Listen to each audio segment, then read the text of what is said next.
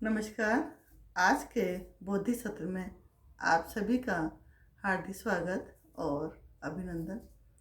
आज के इस YouTube चैनल पर हम पूर्व में रेयॉन की निर्माण प्रक्रिया के बारे में जो अध्ययन किया था उसी को आगे बढ़ाते हुए आज हम पढ़ेंगे इसकी विशेषताओं के बारे में। इसकी विशेषता मुख्यतः दो तरह की होती है, भौतिक और रासायनिक। सबसे पहले हम चर्चा करेंगे भौतिक विशेषताएं। सर्वप्रथम हम लेंगे संगठन। जैसा कि निर्माण प्रक्रिया में मैंने बताया था, इसमें कच्चा पदार्थ कॉटन होता है, इसलिए इसके संगठन में सेलुलोज मुख्य रूप से पाया जाता है। अब हम देखेंगे सूक्ष्मदर्शीय संरचना। सूक्ष्मदर्शी संरचना इस बात पर निर्भर करता है कि हमने किस विधि से रेयॉन का निर्माण किया है। यदि विस्कस रेयॉन को देखें तो सूक्ष्मदर्शी से देखने पर यह दांतेदार दिखाई देता है, और कुप्रामोनियम रेयॉन को देखें तो यह महीन, चिकना, छड़नुमा और चमकदार दिखाई देता है। एसीटोन रेयॉन गहरी खींच या कटाव के जैसा दिखाई देता है। नाइट्रोसेलुलोज विधि के द्वारा रेयॉन का उत्पादन नहीं होता, इसलिए इसको माइक्रोस्कोप से हम नहीं देखते। नेक्स्ट प्रॉपर्टी है लंबाई। चूंकि रेयॉन मानवकृत रेशा है, अतः इसकी लंबाई हम नियंत्रित कर सकते हैं। इसको हमारी इच्छा अनुसार या प्रयोजन के अनुसार लंबा या छोटा रख सकते हैं। रेयॉन के जो लंबे फाइबर्स होते हैं उन्हें हम फिलामेंट फाइबर कहते हैं, और जो छोटे होते हैं उन्हें स्पन या स्टेपल फाइबर कहते हैं। इन छोटे को हम टो के नाम से भी जाने जाते हैं। ये टो फाइबर मुख्यतः दूसरा कपड़ा बनाने के लिए ब्लेंडिंग में काम में लेते हैं या मिक्स करने के काम में लिया जाता है। नेक्स्ट प्रॉपर्टी इसका है व्यास। रेयॉन का व्यास इस बात पर निर्भर करता है कि स्पिंडरेट में जो छिद्र हैं उनकी साइज और शेप कैसी है। रेयॉन हम यदि नियंत्रित परिस्थिति में स्पिंडरेट से निकालें तो नियमित व्यास का प्राप्त कर सकते हैं, और विभिन्नता लाने के लिए इसमें दबाव परिवर्तन करना होता है, जिससे गाढ़ा घोल स्पिंडरेट से नियंत्रित प्रवाह से निकले। इस प्रकार भिन्न भिन्न व्यास का रेशा बनाया जाता है। कुछ रेशे अत्यंत बारीक होते हैं, जिनसे एक सूत निर्माण के लिए 100 से 150 बारीक रेशों की आवश्यकता होती है। नेक्स्ट प्रॉपर्टी हम देखेंगे मजबूती। रेयॉन के रेशे में ऊन की अपेक्षा बहुत अधिक मजबूती पाई जाती है, परंतु सिल्क की अपेक्षा इसमें मजबूती कम होती है। सूखी अवस्था में ये बहुत अधिक मजबूत होते हैं, और जैसे ही इनको गीला करें तो इनकी मजबूती कम से कम 40 से 70% तक कम हो जाती है। इसीलिए इसकी धुलाई करते समय हमें विशेष ध्यान रखना होता है। इसे ज़्यादा पानी में नहीं भिगोया जाता, क्योंकि जितना ज़्यादा भिगोएंगे इसकी मजबूती में कमी आती है, और इसके लिए धोने के लिए गुनगुना पानी या ठंडा पानी ही काम में लिया जाता है, और धुलाई करते समय अतिरिक्त सतर्कता की आवश्यकता होती है। नेक्स्ट विशेषता है चमक।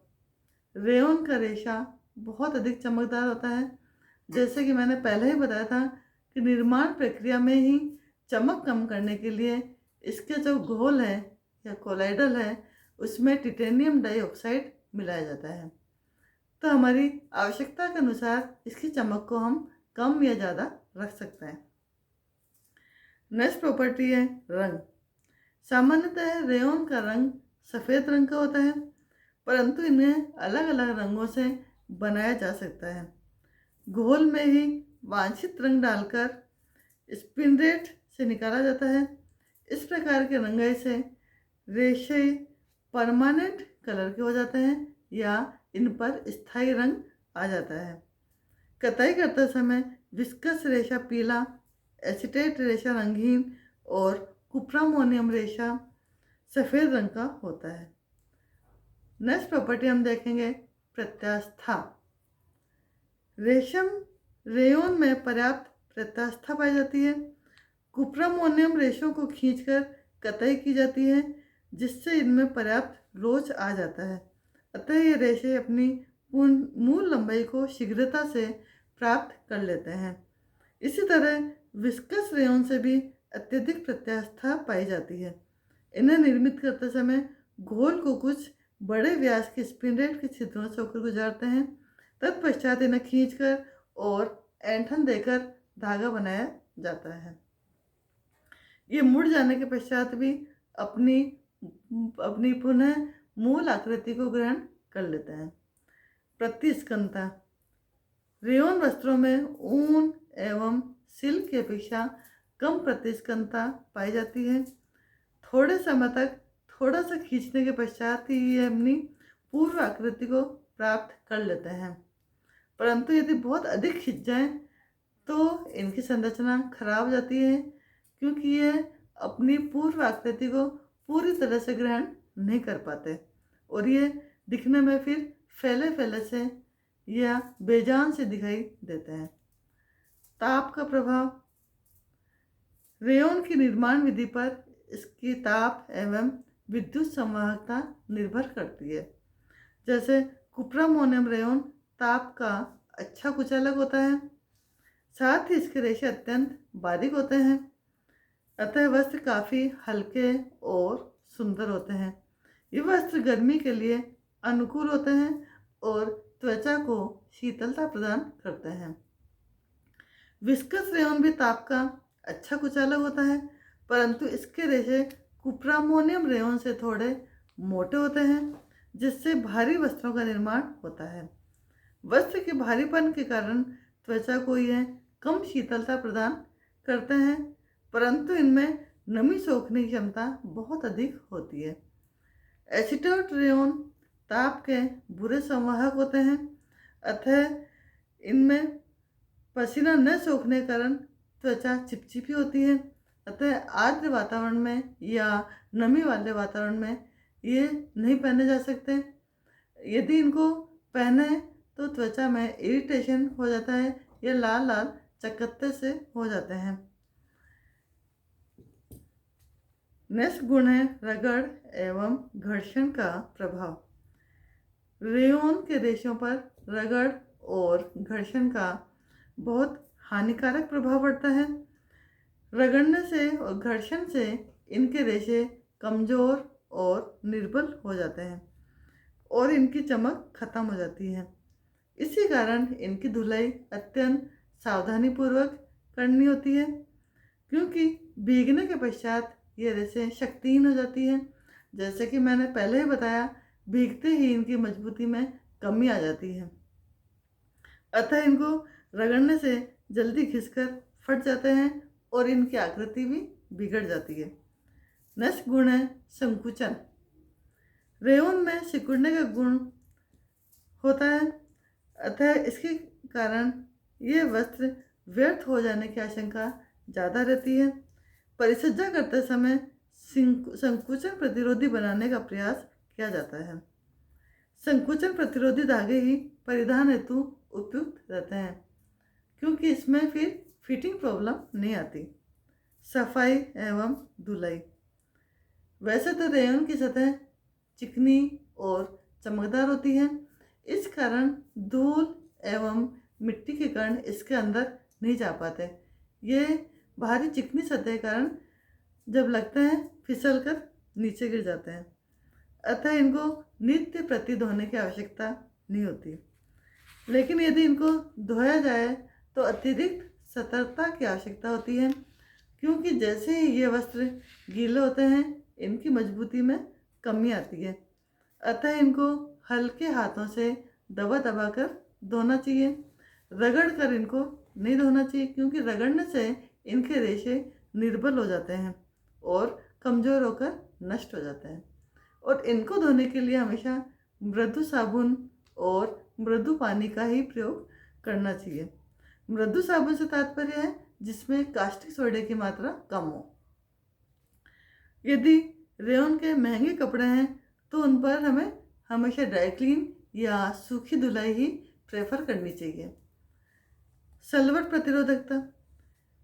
रेयॉन के वस्त्रों में सलवट प्रतिरोधकता का अभाव होता है, परंतु कभी कभी इसमें पड़े सलवट वस्त्र को लटका कर रखने के पश्चात स्वतः ही दूर हो जाते हैं। वस्त्र की परिसज्जा करते समय विशेष प्रक्रियाओं के द्वारा इसकी सलवट प्रतिरोधकता को बढ़ाने का प्रयास किया जाता है। नेक्स्ट प्रॉपर्टी, धूप एवं प्रकाश का प्रभाव। रेयॉन के वस्त्रों पर धूप एवं प्रकाश का बहुत हानिकारक प्रभाव पड़ता है। लंबे समय तक यदि इन रेशों को धूप में रखें तो ये रेशे निर्बल हो जाते हैं या कमज़ोर हो जाते हैं और इनका कलर फेड हो जाता है।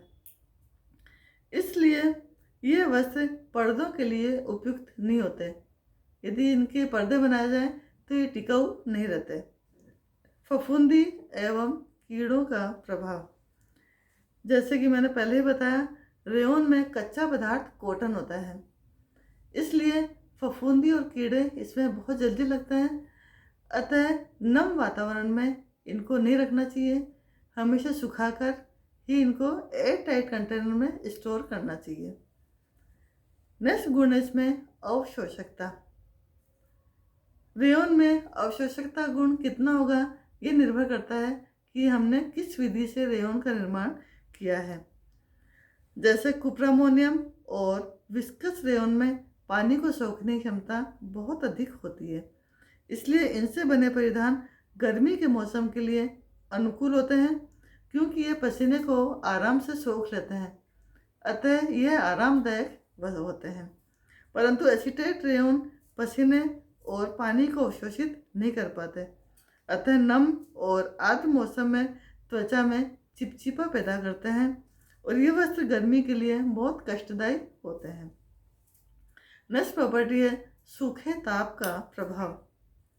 रेयॉन के वस्त्रों पर सूखे ताप का हानिकारक प्रभाव पड़ता है। गर्म इस्त्री की, इसलिए इसके ऊपर कभी भी गर्म इस्त्री नहीं करनी चाहिए क्योंकि ताप के द्वारा इनकी जो बहुत सलवटें सी बढ़ जाती हैं, क्योंकि रेयॉन मुलायम तंतु है। यदि गर्म प्रेस करते हैं तो इस पर अजीब सी सलवटें पड़ जाती है जो कि दिखने में अच्छी नहीं लगती। इस तरह से रेयॉन की भौतिक विशेषता यहीं समाप्त होती है। धन्यवाद।